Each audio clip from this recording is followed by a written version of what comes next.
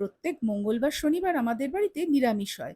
কিন্তু মাঝে মাঝে আমি একটু চিন্তায় পড়ে যাই আজকে লাঞ্চে কি করব। সবসময় পটল পনির বড়া একঘেয়ে ভাল লাগে না। তাই মাঝে মাঝে এই পাঁপড়ের তরকারিটাও করে নিই। এর জন্য একটা বাটিতে আমি আদা বাটা নিয়ে তার মধ্যে ধনে জিরে লঙ্কা হলুদ গুঁড়ো আর একটু নুন দিয়ে আর জল দিয়ে একটু গুলে নিলাম।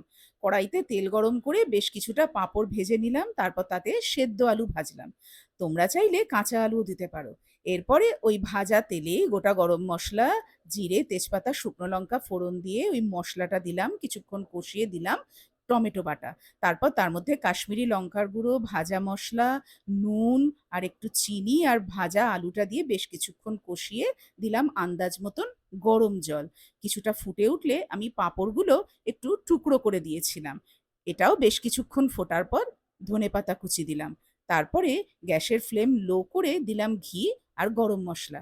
ব্যাস হয়ে গেল। মাঝে মাঝে কিন্তু এরকম পুরনো রেসিপি ট্রাই করতেও খুব ভাল লাগে।